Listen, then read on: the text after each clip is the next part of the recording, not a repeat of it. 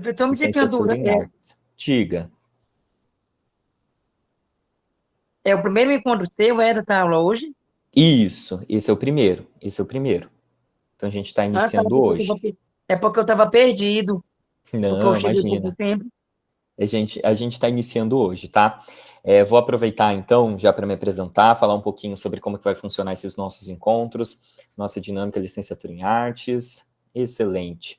Deixa eu aproveitar antes, dar boa noite para vocês, né? Vocês dedicaram um tempo aí do dia de vocês para estar aqui hoje, aprendendo, estudando. Então isso já diz como que vocês estão comprometidos com a futura atuação profissional de vocês e consequentemente, né? Com a construção de um repertório intelectual, acadêmico, porque essa é a vivência mesmo da academia, da universidade. Então, muito obrigado, Ana, e boa noite. A Ceice, é assim que pronuncia? Não sei se estou pronunciando corretamente. Johnny, o José, a Michelle, a Rita, a Roseli, provavelmente mais alguns outros alunos vão entrando ao longo desse nosso encontro de hoje. Eu sou o professor Lucas Benatti. Esse é o nosso primeiro encontro, como eu estava dizendo aqui para o José, mas provavelmente nós vamos nos ver em muitas outras semanas, né? Então, eu estou ingressando agora na instituição, eu já trabalho há um bom tempo no ensino superior, então vou falar um pouquinho aqui da minha formação, então me situar para que vocês também possam conhecer de que lugar que eu estou falando, né? Quem é que está aqui conversando com vocês. Eu sou formado em artes visuais, eu sou mestre, estou concluindo meu doutorado, semana que vem eu defendo a minha tese, então no nosso próximo encontro, na semana que vem, já estarei doutor, já serei doutor. Já há algum tempo que eu trabalho no ensino superior, mas também tenho uma experiência na educação básica, faço questão de ter também essa experiência no chão da escola, porque se nós vamos formar futuros professores, todo mundo está aqui em licenciatura em artes, ou então licenciatura em artes visuais, precisa conhecer da realidade da escola, né? Eu costumo dizer que eu trabalho ali em dois pontos, né? Então, com a teoria, com a estética, com a história da arte, que é justamente esse primeiro tripé aqui que nós vamos começar a dialogar na aula de hoje. E num segundo ponto, principalmente com a prática de ensino, com esses aspectos criativos e pedagógicos do ensino de arte, certo? Nós teremos encontros semanais, então, basicamente, todas as semanas vocês estarão aqui me vendo, né? Claro que com uma dinâmica diferente, cada semana uma proposta diferente. Haverão semanas em que nós estaremos dedicados ao estudo, nesse caso aqui serão 10 encontros, tá, pessoal, de teoria estética e história da arte. Mas alguns outros encontros, a última quarta-feira do mês, toda a última quarta-feira do mês, e aqui eu já vou aproveitar para fazer esse convite para vocês. Toda a última quarta-feira do mês, sempre é esse mesmo horário, tá? Às 19h30, horário de Brasília. Nós teremos o encontro do nosso grupo de pesquisa. Então, teremos um grupo de pesquisa agora nos cursos, né? Tanto de artes visuais quanto da licenciatura em artes, que é o LAEC. É o meu grupo de pesquisa, eu já venho elaborando, né, trabalhos, pesquisas há um tempo no LAEC, então um grupo de pesquisa meu, coordenado por mim, que é o Laboratório de Arte e Educação Criativa. Então, no grupo de pesquisa, a ideia é realizarmos ali um estudo de alguns textos, realizarmos encontros nesse sentido de um aprofundamento teórico mesmo, e eu gostaria que todos pudessem participar do grupo de pesquisa também, né? É importante ter essa presença em grupo de pesquisa, realizarmos leituras acadêmicas, e no caso do LAEC, nós teremos um foco maior para pensarmos a educação, então um laboratório de arte e educação criativa. Então pensaremos esse amálgama, esse encontro entre as estéticas, as poéticas, as expressões artísticas, as linguagens expressivas, junto com essa dinâmica da prática de ensino, tá? Que é esse meu lugar em que eu suscito, justamente como eu comentei aqui com vocês, tá? Sintam-se muito à vontade, no início da aula eu já disse isso, mas eu vou reforçar. Professor, estou com alguma dúvida, esse é o momento, pessoal, isso eu quero fazer assim, um elogio à própria instituição, porque não são todas as instituições que possibilitam isso, principalmente o EAD, de termos um momento de troca ao vivo. Então, vocês estão diante de um professor que tem ali uma certa bagagem de referências, que já atua no ensino superior, na educação básica, então eu sou parecerista de periódicos científicos no campo da história da arte, já escrevi livros no campo da história da arte, então é uma possibilidade mesmo de trocas, de aprendermos de uma maneira conjunta, tá? Não se sintam assim, eu sei que às vezes o Meet, né, porque eu estou vendo vocês, isso para mim é ótimo, tá? acuados no sentido de, não vou fazer uma pergunta, vai que o professor acha que a pergunta não é válida. Toda pergunta é válida, tá, pessoal? Se existe essa dúvida, nós vamos sanar essa dúvida. E essa oportunidade, você já tem lá o material da disciplina, você já tem os livros, né, as aulas, enfim, mas essa é uma possibilidade de troca síncrona, certo? Então, me apresentei um pouquinho para vocês, acho que essa faz parte da minha trajetória, enquanto um professor, enquanto pesquisador, também enquanto artista. Eu acho que essa tríade ela é fundamental da gente incorporar, então, ser artista, ser professor, ser pesquisador. Como eu estava comentando com vocês, esses nossos encontros, eles acontecem de uma maneira interdisciplinar. Então, tem alunos aqui que estão em fases diferentes da graduação, né? Tem alunos que estão na licenciatura em artes visuais, na licenciatura em artes, tem alunos que estão cursando uma disciplina, tem alunos que estão cursando outra disciplina, tem alunos que estão em fases diferentes ali da graduação. A proposta desses nossos encontros é justamente fortalecer esse vínculo acadêmico, permitindo o debate de temas que são importantíssimos para a formação de vocês, seja lá em qual nível, seja lá em qual grau. Por isso que eu pensei nesses nossos encontros a partir de algumas temáticas. Essa nossa primeira temática é justamente falarmos sobre teoria estética e história da arte. Como eu comentei com vocês, são 10 encontros para a gente falar sobre isso, sobre teoria, sobre estética e história da arte. Nesse nosso primeiro encontro, nós iremos tratar sobre a artificação. Alguém aqui já ouviu falar em artificação? O que é artificação? Sim ou não? Não, nunca ouvi falar. Ainda não? Vai ser essa a proposta, então, da gente aprender sobre. Artificação, pessoal, é um termo que a gente utiliza para nos referirmos ao processo de transformação daquele objeto que não é arte em arte. Como algo se torna arte, quando algo é arte. Então, o pensamento é essencialmente ali conceitual e teórico. Sempre faço coro dessa necessidade de nós termos uma boa biblioteca de referência, nesse sentido de uma construção mesmo. Esses nossos encontros estarão pautados nesse tripé. Então, nós vamos lidar com a teoria da arte, como é o caso desse nosso primeiro encontro. Nós vamos discutir sobre arte. Nós vamos refletir sobre arte a partir de teorias, a partir de teóricos. Então, nós vamos refletir sobre quando algo se torna arte, certo? Mas também nós temos outros 2 pilares, que é justamente a estética e a história da arte. Então, nós vamos ter, semana que vem, a gente vai falar sobre leitura de imagem e interpretação de obras de arte. Como eu faço a leitura de uma obra de arte? Como eu interpreto uma obra de arte? Certo? Vocês, enquanto artistas, enquanto professores, pesquisadores, precisam ter, eu acho que esse contato com essas ideias, porque como que eu ensino o meu aluno a fazer uma leitura de uma obra de arte, por exemplo? Como que eu me coloco ali como esse sujeito que vai visitar uma exposição no museu e é capaz de formular algum pensamento a partir das obras que eu estou olhando ali, que eu estou contemplando, que eu estou experienciando, que eu estou tendo esse contato ali naquele espaço. E a história da arte, obviamente, porque é toda arte contextual, toda arte ela se situa num tempo, e isso agrega para o nosso processo criativo, agrega como nosso referencial, porque eu vou precisar ensinar os meus alunos, vou precisar ensinar diferentes momentos da história da arte, né? Então, por isso que nós vamos começar justamente com essa dinâmica, teoria, estética, história da arte. Depois desses 10 encontros, nós teremos ali, né, outras temáticas transversais para serem trabalhadas. Mas, por enquanto, nós iremos partilhar nesse percurso. Então, hoje nós vamos falar sobre artificação, sobre quando a não-arte se transforma em arte. Quando é que isso ocorre? Não sei se vocês já pararam para fazer essa reflexão sobre o que é que caracteriza um objeto artístico, o que faz com que algo seja arte, né? Por exemplo, essa minha garrafa é um objeto de arte? Não. Todo mundo sabe que isso daqui não é um objeto de arte. Mas por que que ele não é um objeto de arte? E talvez essa é a reflexão que a gente precise realizar. Então, eu sei que essa garrafa não é um objeto artístico, mas o que é, então, arte? E por que que essa minha garrafa em específico, esse meu objeto específico, não é um objeto artístico? Eu, particularmente, gosto muito de etimologias. Então, voltar à origem das palavras. A nossa palavra arte, ela deriva do latim, ars, arts, que era o equivalente grego da palavra tekne. Eram palavras irmãs, tanto é que poética é basicamente a mesma coisa de poetique, no mesmo sentido de tekne, certo? E o que significa a tekne, né, dentro dessa raiz etimológica? produzir com determinado fim, produzir com determinado objetivo. Então, em síntese, o que é que torna algo arte? A intencionalidade de fazer com que aquilo seja arte.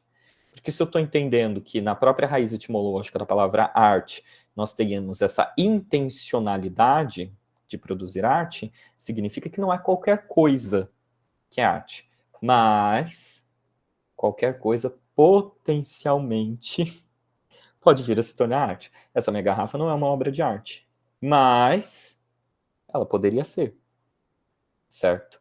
Então, essa reflexão que eu gostaria de trazer. Isso impera para a gente uma distinção talvez significativa entre a noção de arte e de estética também. A palavra estética, ela também deriva do grego, nossa palavra estética, né? Mas não vem de tekné, vem de aesthesis, e significa justamente a nossa capacidade de sentir e de perceber as coisas. É uma questão do sensível, da percepção. Eu sempre gosto de brincar, porque eu sou um sujeito das artes, né? Então, obviamente, que eu vou puxar a sardinha para o nosso lado, né? Sempre gosto de brincar falando assim, no princípio era arte, depois se fez o verbo, justamente porque nessa ideia de que primeiro nós sentimos, depois nós produzimos uma linguagem. Então, a experiência estética é justamente essa experiência que antecede a linguagem. E eu vou dar um exemplo para tentar tornar isso que eu estou dizendo um pouco mais visível. Imaginem vocês aquele sujeito lá na pré-história, no início da humanidade, lá na Gênese. Antes dele começar a fazer as primeiras pinturas ainda, antes dele começar a erguer os primeiros menires, antes dele começar as primeiras criações tridimensionais. Então, esse sujeito lá na origem da humanidade mesmo, tá? Antes dele ter um sistema de códigos, antes dele ter um sistema de linguagens.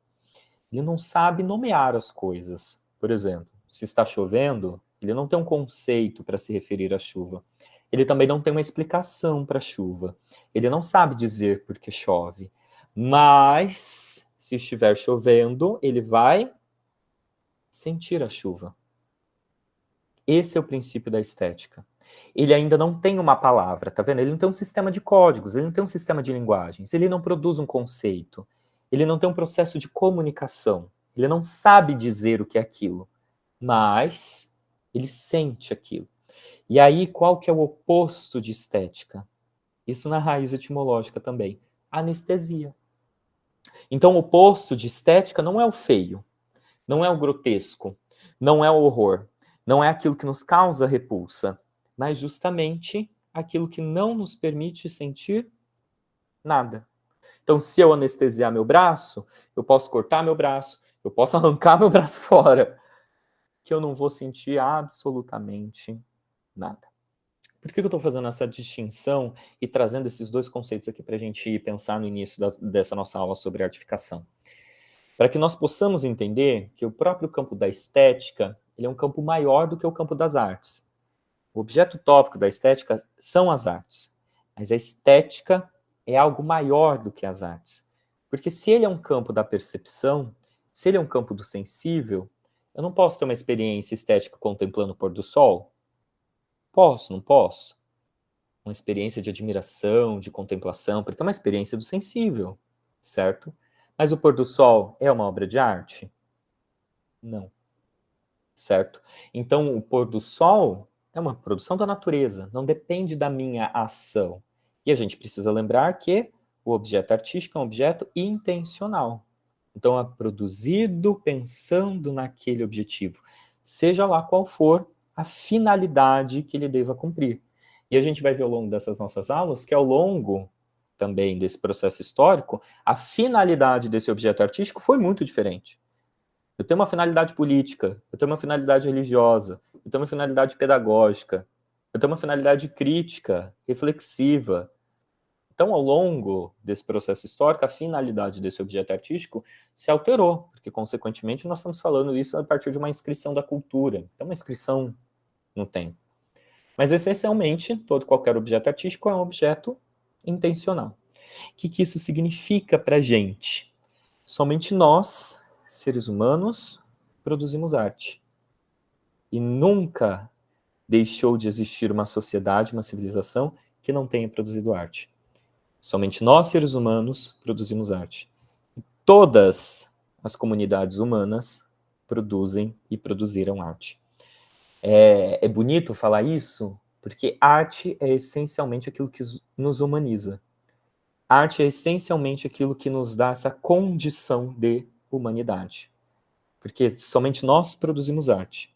Somente nós, certo, ao longo de todo esse passado histórico, temos registros, temos vestígios da produção artística em todas as culturas, em todas as civilizações, existe essa produção de um objeto diferente. Existe a produção desse objeto que tem um valor diferente. Existe esse objeto que tem uma construção diferente. E é exatamente nesse ponto que entra o nosso debate sobre a artificação. Então, o que é esse objeto diferente? O que é que diferencia esse tal objeto diferente? Alguém conseguiria me dar uma resposta? Está fazendo sentido até agora? Sim? Sim. Sim? Então, ótimo. Alguém conseguiria me dizer quando algo se torna arte?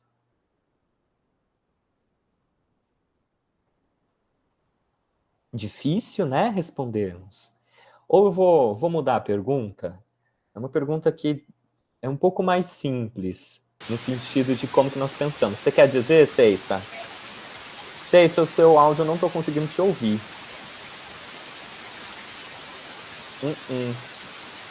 Tá chiando. Tenta ver sem o fone, ver se funciona.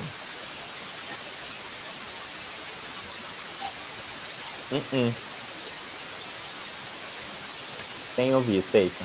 É Ceissa, eu tô pronunciando seu nome direito? Ai, que bom. Tenta dar uma olhadinha aí, ver se você consegue, às vezes sem o fone.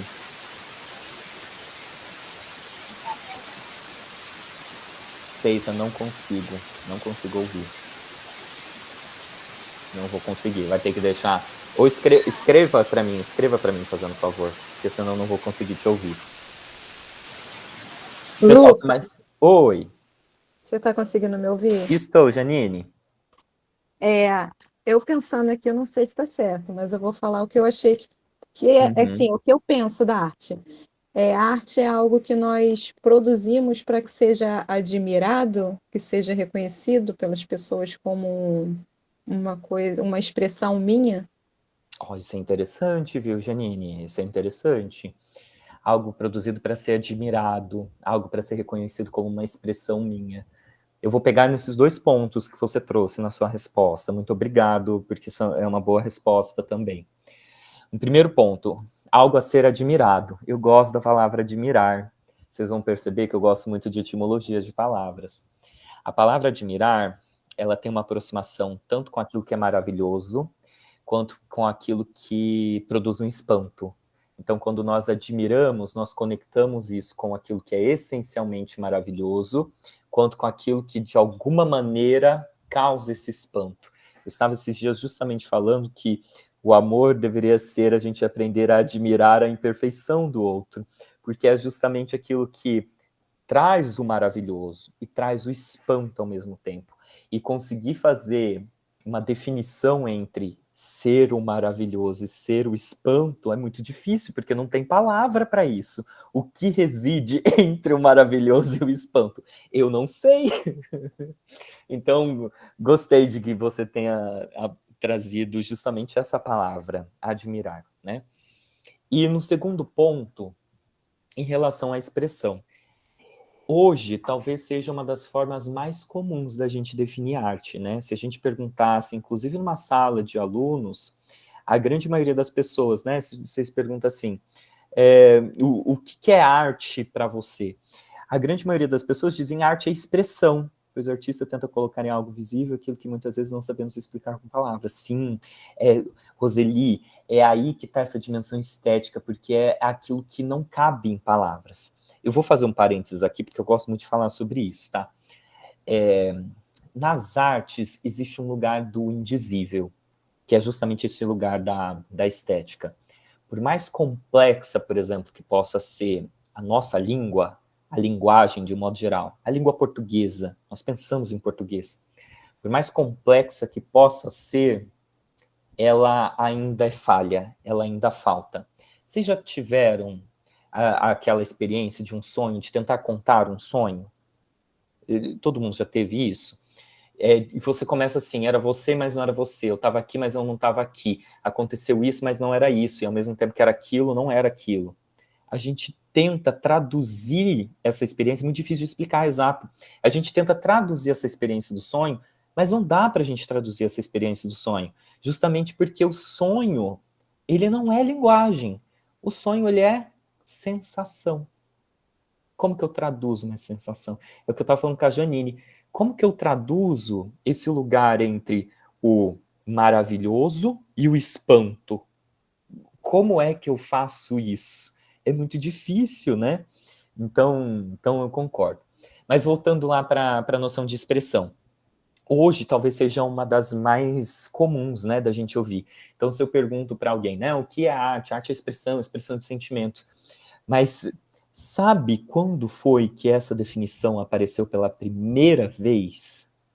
Somente no final do século XIX, no início do século XX, pessoal. Dá para a gente ter uma noção de que até o final do século XIX, a arte ela nunca havia sido traduzida ou expressa ou definida como expressão? É aí que está o conhecimento da história da arte que a gente precisa ter. Ao longo de toda a trajetória da humanidade, a arte ela foi muita coisa. A arte ela só passa a ser entendida como expressão no final do século XIX. Então ela foi uma experiência religiosa, ela foi um propósito político, ela foi um propósito histórico de registro, mas ela só passa a ser expressão no final do século XIX. E hoje é a forma mais corrente da gente definir, né? E aí, obviamente, com um movimento que faz muito sentido, que se chama expressionismo. E aí, a ideia, né, principalmente o expressionismo, eu vou falar sobre isso mais para frente. O expressionismo ele possui duas correntes, o Die Broek e o Der Bleihede. O Die Broek é a ponte, a ideia de que a arte era uma mediação, a ideia de que a arte era uma ponte entre o sujeito e o mundo, certo? Desde o início a arte existe, mesmo que não soubessem que era arte. Exato, Roseli. Perfeito, perfeito. Colocaria da mesma forma. Mesmo a gente sem saber, mesmo às vezes a gente sem conseguir, na aula que vem, eu posso trazer alguns exercícios, a gente vai falar sobre leitura e interpretação de imagem. Então, como que eu interpreto uma obra de arte, né? E interpretar uma obra de arte é, essencialmente, produzir um pensamento sobre arte, né? Sobre uma obra. E aí é nesse momento que entra esse não saber falar. O que eu vou falar sobre? Né? Porque nem tudo cabe, obviamente, em linguagem. Definir o que é arte não é fácil. Definir o que é arte não é uma tarefa fácil. Mas a gente sabe diferenciar um objeto artístico de outro objeto que não é artístico. Hoje, na nossa cultura, na nossa sociedade, todo e qualquer objeto artístico é um objeto que produz valor, seja lá qual for esse valor. Seja lá o que eu estou entendendo por valor, certo? Mas hoje, na nossa cultura, na nossa sociedade, o objeto artístico é aquele objeto que produz um valor financeiro, porque pode ser também, porque existe um mercado das artes, né? Um valor sensível, um valor crítico. Então, todo e qualquer objeto de arte produz algum valor, seja lá qual for esse valor. É isso que a gente vai percebendo sobre a possibilidade de nos aproximarmos de uma definição sobre esse objeto artístico, ou isso que nós estamos chamando justamente de artificação, quando a não-arte se transforma em arte. Esse processo de artificação, pessoal, ele sempre aconteceu. Então, por exemplo, transformar o barro em uma escultura. O barro não era arte, mas eu transformei esse barro em um objeto que tem um valor. É esse valor diferenciado que constitui a essência do objeto artístico. seja lá qual for o valor espiritual, valor político, seja lá qual for esse valor, né? Ou quando Duchamp, acho que todo mundo conhece essa obra, né? Quando Duchamp pega esse mictório e simplesmente desloca esse objeto dos seus usos e das suas funções. O Duchamp vai ser o dadaísmo. Eu estou colocando aqui na figura do Duchamp, mas eu vou ampliar um pouco mais. O dadaísmo, pessoal, vai ser um dos mais importantes movimentos ali do século XX para fazer essa passagem para, né, a arte contemporânea e produzir um conceito sobre a produção artística. É eles que inauguram, inclusive, essa ideia da arte como uma proposição. O artista, ele é um intelectual, o artista é um sujeito que pensa, ele não precisa ser necessariamente o executor, ele não precisa ter o saber fazer, ele precisa ter o saber conceber, né? Que é diferente uma coisa da outra.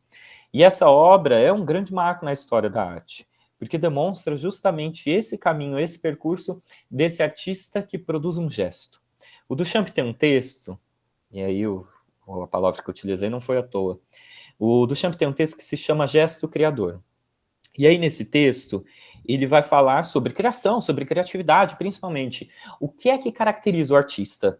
Porque é o artista que produz arte, né? É alguém que faz a arte. A arte, ela não se faz sozinha. Porque, como a gente viu lá no início da nossa aula, a arte é um produto intencional, um processo intencional. Então, alguém faz a arte. E aí é justamente esse sujeito que nós estamos chamando de o artista que faz a arte, né? E nesse texto, né, que se chama o Gesto Criador, ele começa problematizando, tá? O que diferencia o artista das demais pessoas? O que faz com que o artista ele seja um artista? E ele diz, não é porque o artista é um sujeito mais sensível do que as outras pessoas, não é porque o artista ele é dotado de um dom, de um talento, então ele nasceu com isso inato. E essas duas concepções são concepções muito errôneas mesmo, né? O artista não é um sujeito mais sensível do que outra pessoa, é uma pessoa qualquer. Né? A gente não sente mais do que outras pessoas. O artista também não é dotado de um dom. Ninguém nasce com um dom, certo? Porque senão é a mesma coisa da gente ignorar, não haveria motivo de existir um curso de formar professores de arte se bastasse você estar lá sentindo ou não aquilo, né? Todo mundo, por exemplo, vou pegar aqui a questão do desenho. Todo mundo que desenha sabe que para você desenhar você precisa de muita prática, de muito tempo. Então, isso não é um dom, isso é um ensino, isso é um treino, isso é você adquirir habilidades e competências, basicamente isso. Então, ótimo, sabemos que então não é porque o sujeito é mais sensível, não é porque ele é dotado de nenhum talento excepcional, um dom. O que é que vai diferenciar então o artista das demais pessoas? O gesto, a intencionalidade de produzir arte. E é basicamente o que o Duchamp faz com essa obra que vocês estão vendo aí. Ele não cria, ele pega um mictório, ele assina com um pseudônimo, escrito ali R. Mutt, certo? Então ele não criou, essencialmente, esse objeto. Ele cria a obra, não o objeto. Não foi ele que foi lá, pegou a porcelana, a cerâmica, modelou, colocou no forno. Nada disso. Não tem um saber fazer, não precisa ter um saber fazer. Ele desloca esse objeto dos seus usos, das suas funções. Então, a partir de agora, ninguém mais pode tocar nesse objeto. Ninguém mais pode utilizar esse objeto. Então, ele perde a sua função prática, utilitária. Essa é uma outra característica, pessoal, além dessa noção de valor, como eu comentei com vocês, dos objetos artísticos na nossa cultura, na nossa sociedade. Quando esse objeto ele é deslocado, ele passa a ser considerado arte, é como se ele perdesse a sua função utilitária, a sua função prática. Qual que é a função prática utilitária desse urinol? É que os homens ali no banheiro, né, inclusive existem muitos espalhados aí, os meninos devem já ter visto, já devem ter usado, serve para você fazer o seu xixi lá no banheiro, certo? Essa é a função desse objeto. Agora, alguém vai fazer xixi nessa obra do Duchamp? Alguém vai urinar no urinol? Ninguém. Então esse objeto ele passou a ter um status diferente. Se quebra um mictório de qualquer banheiro lá, no shopping, na escola, qualquer lugar, ninguém vai chorar por aquilo. Você pode até, talvez, se lamentar, eu vou precisar gastar dinheiro, né? Mas não é pela essência do objeto que você vai se lamentar, certo? Diferente da obra do Duchamp, que é uma obra. E aí a gente começa a fazer um debate sobre o que é que faz com que esse objeto tenha esse valor. Fazer com que esse objeto tenha essa particularidade tão essencial assim. E aí, para fazer essa discussão, eu vou chamar aqui um outro artista, que é o Andy Warhol, né? Então, olha, primeiro, né, vamos fazer uma breve leitura, que isso também é importante.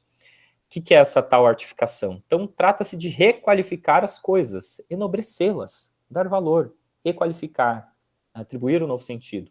O objeto torna-se arte. O produtor, então, torna-se artista, o sujeito que fez. A fabricação, criação.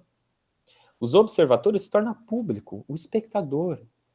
As renomeações ligadas à artificação indicam também mudanças concretas, como a mudança de conteúdo e da forma de uma atividade. A transformação das qualidades físicas das pessoas. Então, o produtor se transforma no artista, o objeto se transforma em arte.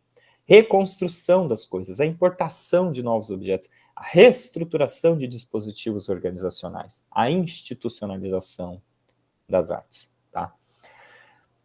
Como eu estava dizendo, nós precisamos então passar a entender o que é que dá esse valor para esse objeto artístico que o diferencia dos demais, né? O que é que faz com que esse urinol do Duchamp não seja o mesmo urinol ali do banheiro. E por mais que os dadaístas eles tivessem desconstruído inúmeros aspectos da arte, ainda nós temos uma certa presença daquilo que nós chamamos da aura da obra de arte. Alguém já ouviu falar em aura da obra de arte, gente? O que seria a aura? O que seria a aura, quando a gente pensa a palavra aura? Não, a Rita ainda não.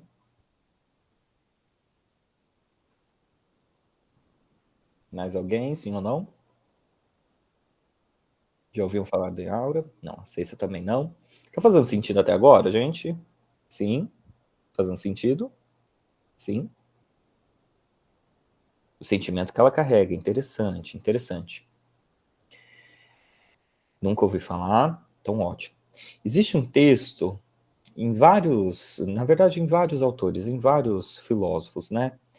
Mas isso vai aparecer muito fortemente num texto do Walter Benjamin, A Obra de Arte na Era da Sua Reprodutibilidade Técnica, onde ele vai questionar justamente essa noção da unicidade. Isso é basicamente a aura, a essência, a singularidade.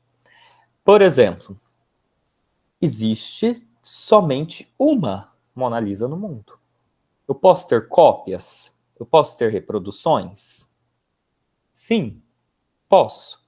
Mas elas são justamente cópias, reproduções.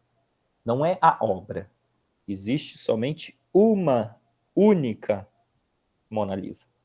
Uma única obra, a Mona Lisa. É isso que a singulariza. Então a aura é essa ideia de singularidade. E durante muito tempo, a aura ela foi vista como uma qualidade, um atributo dos objetos.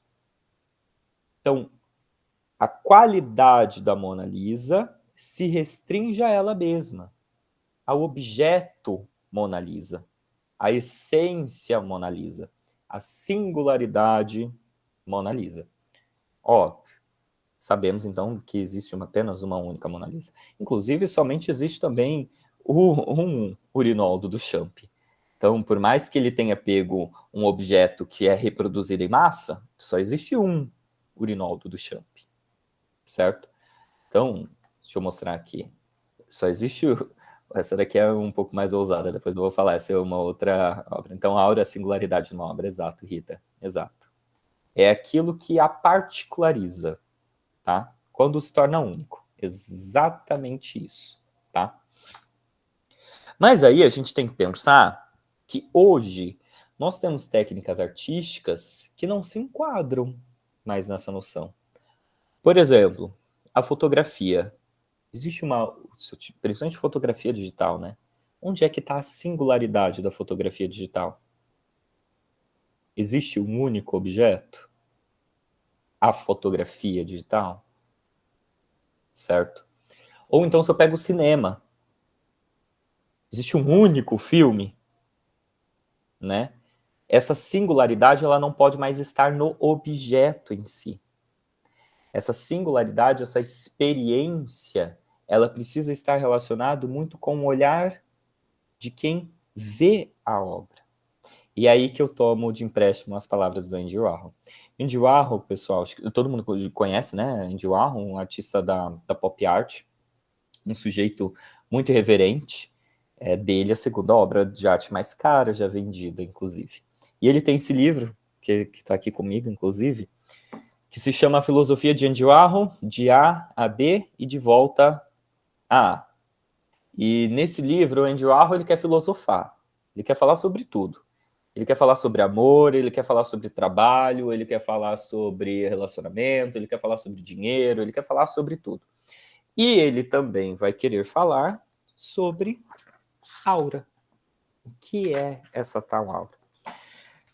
E ele traz, eu acho que para a gente, uma noção de aura muito mais ampliada, que faz com que a gente pense que existe uma centralidade do sujeito que olha para a obra quando nós falamos desse processo da artificação, ou dessa singularidade, ou desse valor que é produzido na obra de arte. Então não basta apenas o objeto, mas principalmente a pessoa que olha esse objeto. Sempre gosto de um trocadilho, né? Quando a gente olha para a obra, é como se a obra olhasse de volta para a gente. Então, esse olhar de volta para o sujeito.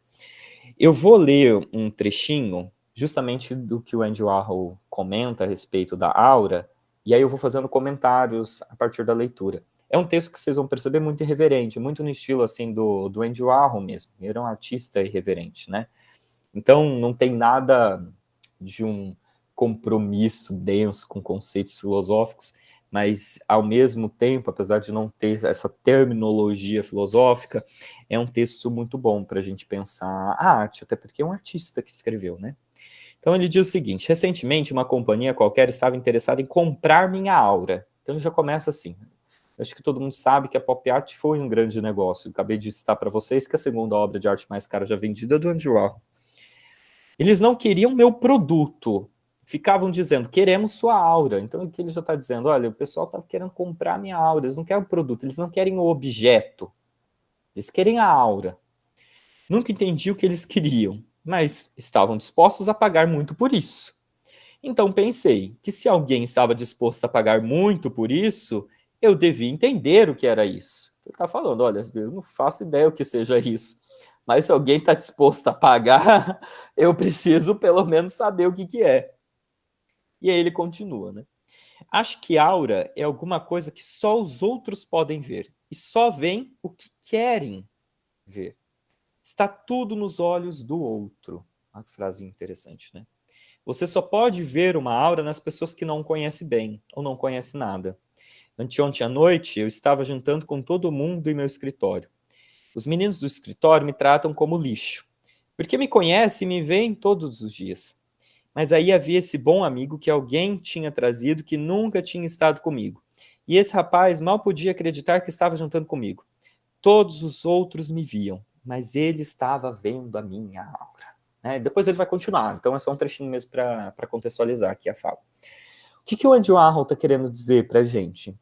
Então essa aura está no olho de quem vê. E essa experiência dessa singularidade com a obra de arte diz menos sobre se existe se existe 10 objetos, e muito mais sobre como é que esse sujeito se relaciona com esse objeto. Deixa eu tentar traduzir isso de uma forma talvez didática. Sabe aquele trocadilho? Não sei se vocês já ouviram que quem mora na praia não vê a beleza do mar? Ou quem já ouviu isso? Faz sentido, pelo menos para vocês? Quem mora na praia não vê a beleza do mar? Por que quem mora na praia não vê a beleza do mar? Porque ele está vendo aquilo todos os dias. Não tem a experiência do estranhamento. E aí a gente vai, eu vou voltar, acho que foi a Janine, né, que falou da ideia do admirar. É o espanto e o maravilhoso. Eu só posso ter esse espanto, esse maravilhoso, com aquilo que talvez eu não conheça tão bem. E aí entra essa ideia do indizível que a gente estava falando. Olha como é interessante que a gente retorna no início da nossa discussão, para fazer um fechamento, né, dessa questão. Então, o que importa? Se existe uma, se existe 10, se existem 20 obras. O valor que é produzido é pelo sujeito que olha. E é justamente deste olhar, dessa experiência, desse espanto maravilhoso, que nós temos essa referência da obra de arte, que é o que diferencia ela dos outros objetos. Basicamente isso. Basicamente isso. É engraçado, né? A gente tá um tempão falando e eu digo, basicamente só isso, como se fosse pouca coisa, né? E é muita coisa isso, né? É muita coisa. E o que torna tudo isso ainda mais interessante? O fato de que essa experiência artística, de que essa experiência com esse espanto maravilhoso, pode se dar de ordens do sensível muito diferentes. Eu posso odiar uma obra de arte, e se ela faz com que eu tenha esse sentimento de ódio, ela está cumprindo a função dela. Eu posso ter repulsa por uma obra de arte, e se ela faz com que eu tenha essa experiência da repulsa, ela está cumprindo ainda a função dela. E aí a gente vai vendo, eu vou dar um exemplo aqui para vocês. Ai, cadê? Eu vou mostrar, não está nos slides. Vou compartilhar com vocês. Isso que é bom a gente ter um limite. Existe um artista ligado à arte conceitual chamado Piero Manzoni. O Piero Manzoni, ele tem um trabalho que se chama Merda de Artista. O que é que dá para vocês imaginar o que seja esse trabalho? Alguém chuta? Deixa eu compartilhar. Esse é um trabalho da década de 1960, certo? Do Piero Manzoni, que se chama Merda de Artista. Em que consiste esse trabalho? Primeiro, que é um pouco misterioso, né? Não se sabe essencialmente o que deu errado. Ele enlata fezes. Esse é o trabalho do Piero Manzoni. Ele enlata fezes. São latinhas de fezes, tá, gente? Latinha de cocô. Ele enlata essas fezes. E quando ele vende esse trabalho, isso na década de 60, ele colocou o peso das fezes com o mesmo preço do quilo do ouro. Então, um peso de fezes, de cocô, teria o mesmo valor do quilo do ouro. E vendeu? Vendeu. No último leilão que teve, se não me falha a memória, tá, gente? Se não me falha a memória, então pode ser que seja um outro valor. Cada latinha de fezes dessa foi arrematado por 275 mil euros. Cocô. O que o Piero Manzoni está querendo dizer com isso? Alguém já conhecia esse trabalho, gente? Mas meu Deus, que nojo.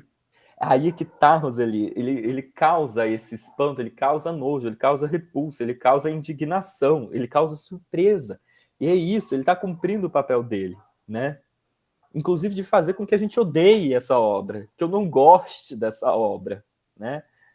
Às vezes a gente tem um olhar muito desse gostar, de produzir um juízo de gosto, né, sobre o objeto artístico. Gosto ou não gosto. Mas isso pouco importa. Diga, José. É muito dinheiro. José, quer falar alguma coisa? Um minuto, calma aí. Tá bom. Deixa eu continuar. Isso é loucura, eu nunca tinha visto. Mas, Roseli, a nossa última aula desse nosso ciclo de 10 encontros vai ser justamente sobre arte contemporânea. Então, se você achou um pouco chocante isso, é porque você não viu o que está lá na frente para a gente ver. Mas essa é a ideia do choque, essa é a ideia que o artista quer traduzir, né? Essa é a intenção dele, né? E no caso do Piero Manzoni, qual que era a intenção do Piero Manzoni? É fazer uma crítica ao próprio mercado das artes. E ele está sendo espertíssimo fazendo isso. Em síntese, ele está querendo dizer o seguinte: qualquer merda vende. É isso. Qualquer merda vende. Inclusive, literalmente, né? Acho que é por isso que eu gosto dos períodos das artes anteriores. Roseli, mas a gente vai aprendendo a lidar com o contemporâneo, né? A gente vai compreendendo, talvez, né? Inclusive nessa própria ideia de o artista ele está querendo fazer uma crítica ao sistema das artes, ao mercado das artes, quando a arte ela se torna uma mercadoria que não tem valor algum, né? Então eu vou fazer merda e ainda assim vai vender e vai vender muito caro, porque as pessoas elas vão pagar por isso, elas vão comprar por isso, né? Eu gosto muito desse desprendimento que a gente consegue ter quando nós nos colocamos como um teórico das artes. E é uma postura assim que eu sempre procuro ter também. Depois de um certo tempo olhando para muitas obras de arte, eu escrevo também, pessoal, para exposições. Então, artistas me contratam para que eu possa escrever, por exemplo, textos expográficos, textos curatoriais, textos críticos, enfim, eu gosto de falar sobre arte, como deu para perceber, né? Então, falar sobre arte para mim é muito prazeroso. Falar e escrever é uma linha muito tênue, né? Então, também gosto de escrever muito sobre arte. E uma das coisas, assim, depois de um tempo neste trabalho com as artes, a gente vai ficando meio acostumado, pouca coisa consegue produzir essa experiência estética na gente, porque a gente acaba ficando anestesiado, né? Então, estar diante de uma obra que consegue reverter isso é muito difícil. Mas por que eu estou comentando sobre isso? Ter essa abertura, né? Nos permitir essa abertura de conhecer obras de arte cada vez mais diferentes. Isso enriquece a gente de uma forma tão grande. É aquilo que eu comentava no início para vocês. Somente nós produzimos arte. Então, somente nós também podemos ter um pensamento sobre arte.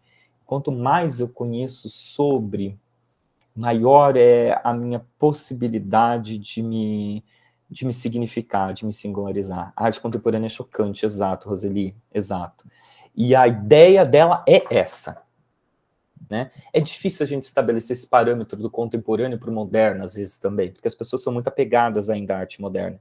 E aqui, falando agora o meu juízo de gosto, né? Eu tenho um apego muito grande com a arte moderna, né? Eu escrevi livros sobre arte moderna, então acho que dentro dos recortes não seria nem um contemporâneo meu favorito, ainda que o juízo de gosto não coubesse aqui, mas seria justamente a arte moderna. E não é à toa que eu destinei 2 encontros para falar sobre arte moderna. Então é difícil a gente estabelecer esses limites da arte moderna. Mas na arte contemporânea, eu acho que, por mais que exista essa dificuldade, porque não tem um distanciamento histórico, ela faz com que a gente tenha um pensamento, uma reflexão maior. O primeiro ponto importante, toda arte um dia já foi contemporânea. Toda arte já foi contemporânea. Então, porque contemporânea é aquilo que é produzido no tempo presente, né? Então, a arte bizantina um dia foi arte contemporânea. A arte barroca um dia foi contemporânea. Inclusive, a grande maioria da nomenclatura que é atribuída aos movimentos artísticos foi atribuída posteriormente. Provavelmente, daqui a alguns anos, as pessoas elas vão olhar para a arte produzida nesse nosso tempo e vão dar um nome para isso, que não contemporâneo. Mas é um nome que ninguém sabe ainda, também, né? Não saberia chutar, né? Mas foi assim que aconteceu com a arte gótica, foi assim que aconteceu com a arte barroca, foi assim que aconteceu com a grande maioria dos movimentos. Então é difícil se ter essa consciência atuante no momento que ela estava sendo produzida. Fazer minha fala final, porque a gente já está extrapolando o nosso tempo do encontro de hoje. E também depois no final, se alguém se sentir à vontade, gostaria de abrir para que vocês também pudessem comentar, fazer perguntas, enfim. O que é a artificação? A artificação ela envolve muitos sujeitos. Ela envolve instituições, ela envolve simbolização, ela envolve deslocamento, ela envolve a produção de valores. E é por isso que às vezes é tão difícil a gente conseguir conceber um objeto tão distante dos nossos valores também como sendo arte, porque isso implica um processo. Lembra que eu falei, quando a gente olha para a arte, é como se a arte olhasse para a gente também, ela devolve esse olhar para a gente. E ela devolve fazendo com que nós passamos por um processo de autorreflexão, né? E isso é lindo, isso é bonito. Então, o que é a artificação? nada mais do que esse processo que não tem um fim e nunca vai ter um fim, de deslocamento de atribuições de usos e sentidos, que visam distinguir a produção de determinados objetos, certo? Objetos artísticos, objetos não artísticos, a partir da produção de um valor. A produção desse valor ele está centrado muito nessa experiência que o sujeito tem com a obra de arte, que nós chamamos aqui de aura. E aí nós vimos também essas diferenças na concepção de aura. Com essa síntese, fez sentido tudo que nós dialogamos? Sim? Gente, então, muito obrigado. Que prazer imenso conhecer vocês. Que prazer imenso conhecer cada um de vocês. Como eu sou grato por ter cada um de vocês aqui hoje, me ouvindo, gente, ouvindo falar coisas loucas, sabe? Ouvindo falar barbaridades. E, principalmente, como eu sou grato por vocês terem escolhido essa profissão, que é a minha profissão também, tá? Não é fácil ser professor de arte. Não é fácil. Por mais que a gente tenha, talvez, um privilégio de ter escolhido a melhor disciplina, né? Por mais que a gente tenha um privilégio de ter escolhido a melhor disciplina. Então, isso inclusive me emociona. Eu choro fácil, gente, já estava vendo. Isso me emociona sempre quando eu posso ter contato com outros professores de arte. Alguém tem alguma dúvida, gente? Tem alguma pergunta? Porque a gente já vai passar aqui, vai chegar em 1 hora de aula já. Fácil? Tudo tranquilo? Então, perfeito. Gente, semana que vem, quarta-feira, sempre quarta-feira, 7h30, tá? Quarta-feira, 7h30. Convide os outros colegas também. Falem para que eles, né? Convide para que eles participem. Isso é importante, esse momento de troca, né? Ao vivo. E aí eu sei que semana que vem a gente já vai ter estar mais íntimo, né? Porque já passou esse primeiro encontro. O primeiro encontro é sempre difícil de um relacionamento. Então, semana que vem a gente vai estar mais íntimo, sintam-se sempre muito à vontade para fazer perguntas e para participar também. Semana que vem, qual que é a temática da nossa aula? Leitura de imagens e interpretação de obra de arte. Então, eu vou apresentar para vocês algumas metodologias de como fazer leitura de imagem, e aí nós vamos pensar um pouco também, vocês veem que eu tenho uma pira meio filosófica, né? Nós vamos pensar também um pouco sobre como interpretar obras de arte. Eu gosto, tem gente que não gosta, mas eu gosto da palavra interpretação. Eu acho que a gente precisa valorizar a palavra interpretação, né? Que nada mais é do que produzir um sentido. Fica gravado assim, Janine, estou gravando a aula, depois eu vou disponibilizar para que o pessoal mande, acho que é um link no YouTube para vocês. E o último recadinho, toda última quarta-feira do mês, 7h30 também, o que nós teremos? LAEC, Laboratório de Arte e Educação Criativa. E aí lá nós vamos falar sobre educação, sobre ensino de arte, práticas de ensino, muito nessa pegada também artística filosófica, porque isso aqui é o que me caracteriza enquanto sujeito. Então, no nosso primeiro encontro, nós vamos falar sobre estética e poética, isso no encontro para falarmos sobre educação, tá? Para falarmos sobre educação. E um texto maravilhoso, gente, dentro da abordagem de Reggio Emília. Se alguém ainda não conhece a abordagem de Reggio Emília, conheça, sai da aula, vamos dar uma pesquisadinha aqui. A abordagem de Reggio Emília é uma abordagem que eu pesquiso, que eu oriento trabalhos, é uma abordagem, acaba sendo mais voltado para a educação infantil, mas que pensa o ateliê, a arte como coração da escola. Ah, que coisa mais bonita do que isso? Impossível, né, gente? Pessoal, vou colocar aqui. Reggio Emília. Pessoal, um prazer imenso. Beijo no coração de vocês. Até quarta-feira que vem. Tchau, tchau, tchau, tchau, tchau, tchau, tchau, tchau.